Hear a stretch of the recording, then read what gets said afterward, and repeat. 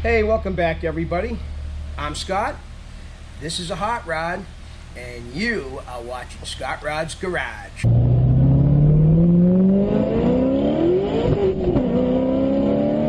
So what's going on today at Scott Rod's Garage?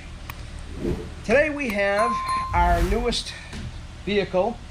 This is Jade, and she is a 53 Ford F100. Purchased by Lynn and myself, and today we are going to convert from single exhaust with cast iron manifolds to headers and dual exhaust. So why don't we take a walk through the shop and I'll show you what we got going on. Okay, so we purchased these headers back a while ago for another project we're working on. And I actually accidentally purchased two sets of headers. So when my favorite guy in the whole world showed up, the UPS guy, and told me that I didn't have to accept both sets, I said, you know what, I'm sure I'll use them on something. We just stowed them away. And so right away, when we decided to change this into dual exhaust, I thought about these. We pulled them down, we sanded them down, and 415 the headers, so the paint that comes with it just burns right off right away, so we wanted to protect them. So it looked like we had a lot of room to stuff these headers in. You know, the right hand side I can make fit without hardly any problems at all. The left hand side, due to the location of the steering box, I absolutely cannot use. So I thought I was screwed for a moment or two, and then I realized I have a project engine over there for our Falcon that has shorty ceramic coated headers. They've got the projects, so I stole these off of one project for another. So now we're going to put these ceramic coated shorty headers on Jade, and now I'm going to crack open another box from one of my favorite companies, Speedway, who we purchased a universal dual exhaust system from. Do it yourself, very inexpensive. If you've got a way to cut or weld, it's the way to go. You can save yourself $500–600 by doing your own exhaust. So we're going to cut that open. I'll show you what is included in the kit. So this is what we took out of Jade. This is basically stock Ford small block exhaust manifolds, cast iron, very heavy, not very great flowing. And this is the exhaust that was on it, single exhaust, very basic, wide pipe, you know, 1 3/4 pipe. So now, this is the kit that we bought, and you can see all the stuff that it comes with.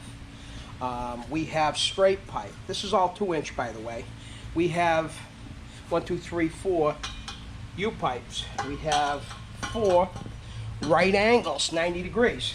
And we have 4 45 degrees. This particular kit, you can get them with or without mufflers. This particular kit came with the mufflers.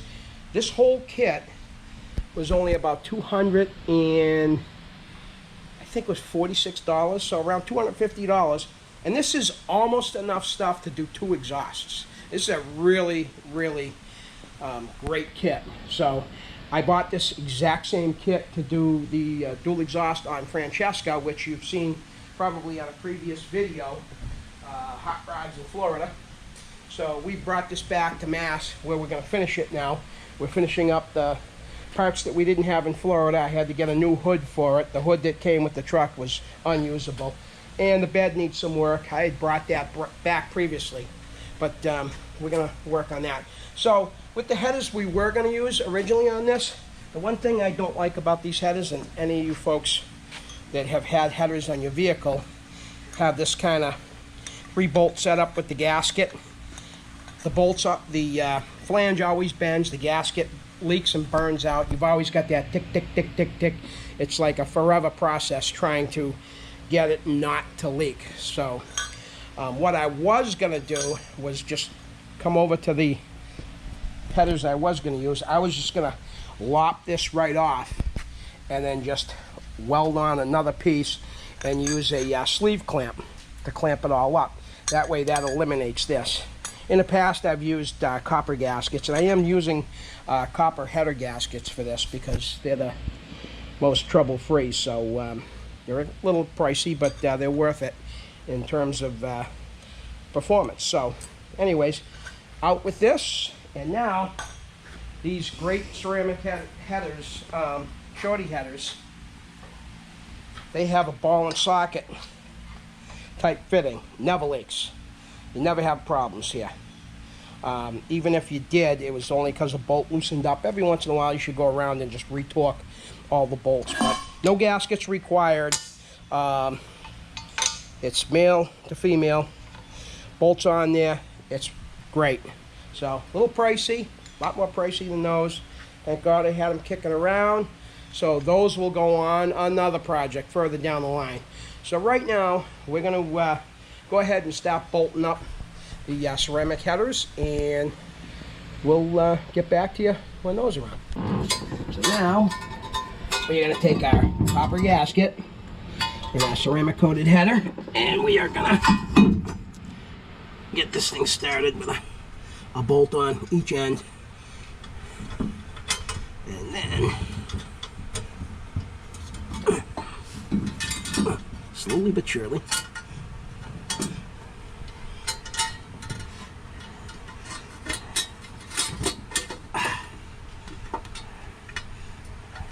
getting it started is the hardest part. Holding the gasket, holding the header, trying to keep the gasket in place while you find the bolt hole. And the bolts are small to begin with, so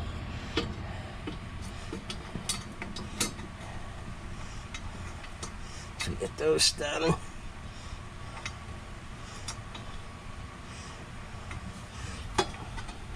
Never tighten any bolts till you get all your bolts in. Tell my guys that all the time. All right, very close on that motor mount bracket. I think it'll be okay though, once it's tight and on there and tight. If it isn't, I can just nub off a little bit of this material right here. Plenty strong enough, so more stronger than it really needs to be honest with you. So we got the headers installed, and if you take a look underneath here, you get kind of a view at the bottom side. We've put the collectors on, and one thing we found out was even with these block hugging shorty headers, I'm going to have to get a special high torque starter, smaller, to fit in the hole, because this actually hit the larger starter which is down there. I had to remove it, so I guess I'll be back online tonight ordering that up. So the first thing we're going to do, or the next thing we're going to do I should say, is we're going to put these 90s in. So what I'm going to do is I'm probably going to lop off probably 3 to 4 inches of this, so that'll bring it up somewhere around there, and we'll attach those, and then we will highlight somewhere where it's useful.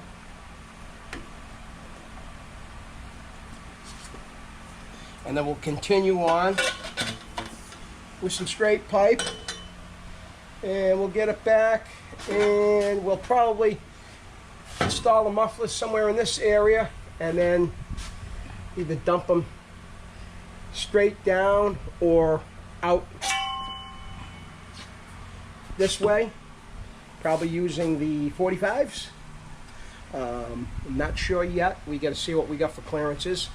And the running boards are fiberglass, so I don't want to get too close to the fiberglass running boards. So my guess is in this particular instance we're just going to kind of 45 them down and out. So the exhaust will probably stop right around somewhere around here, and the 45 out, I'll show you.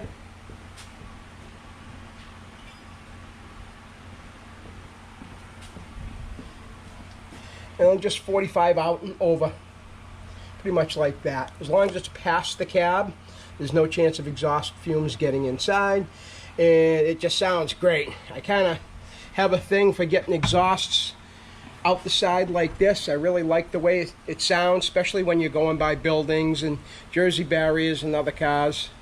You just hear the sound of the engine much better. So hopefully I can do something to this effect, get them out enough. I'll maybe put a couple of chrome tips on it. If I can do that, we'll see.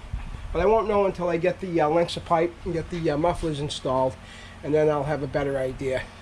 I'll have to put screw jacks under the rear differential and put it all the way up to ride height to see what I got for clearance on the springs. I want clearance. I don't want anything rattling. I want clearance whether the truck is on the lift with the suspension hanging down or if it's, you know, on the ground fully loaded. So I just want a perfect exhaust, no rattles whatsoever. And I got a bunch of universal hangers also from Speedway. We're going to use those, tack those in place where we need to, and make sure this thing stays put and doesn't shake, doesn't rattle. I can't wait to hear how this thing's going to sound.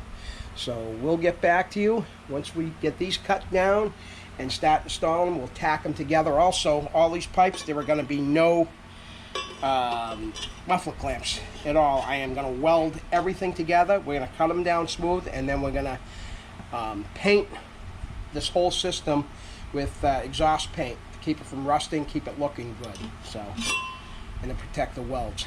So that's it for now. We'll get back to you as soon as we get some pipes cut and continue on. So we got the driver's side all mocked up. I got it suspended with screw jacks and transmission jacks and coat hangers and so forth, just to kind of get it mocked up in the position where I want it to be. And we'll show you that in just a second. I got one more short piece of extension pipe to do for the right-hand side.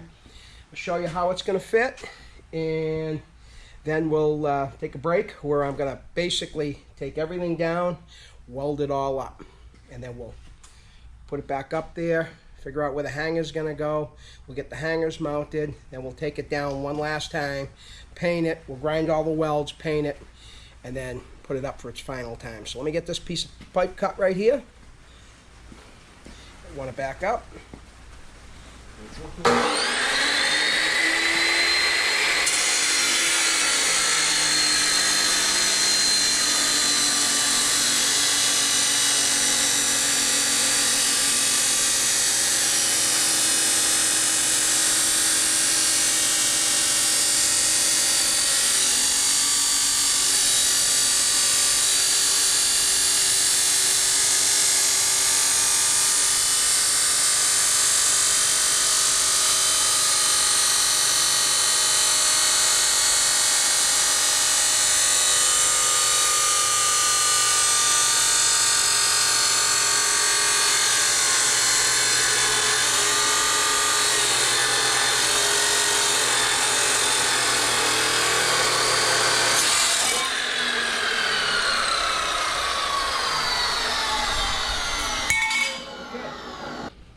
So we got our 90. I ended up chopping 3 inches off of that.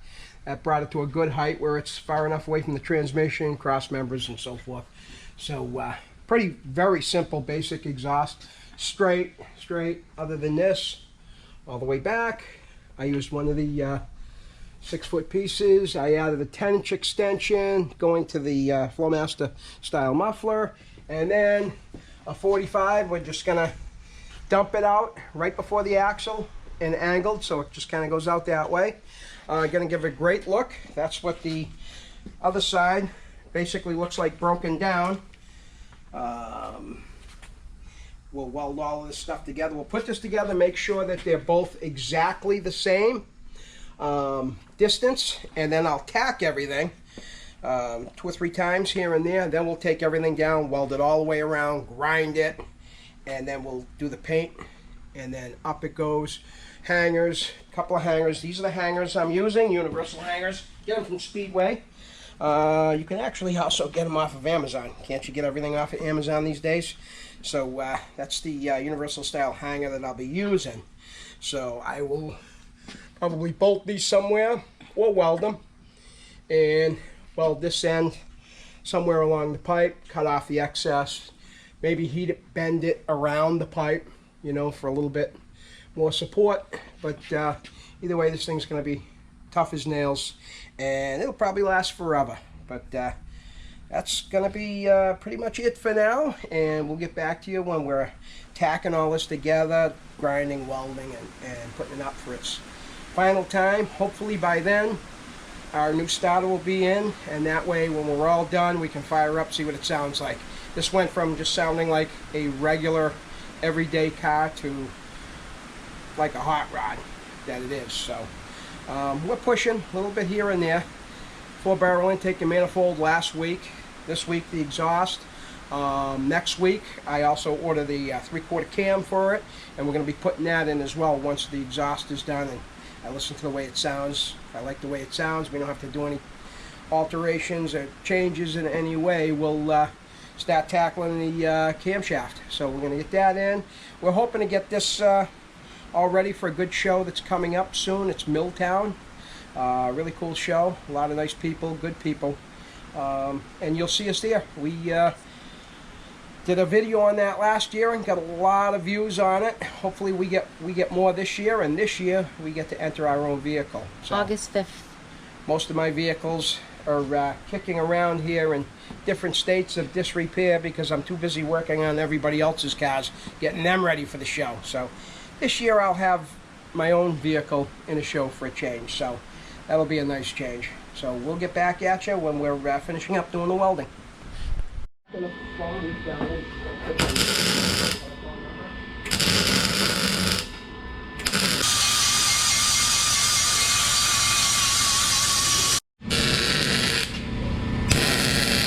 And we're back. So we got the exhaust all done. Figured I'd show you that. Get some light under the subject here.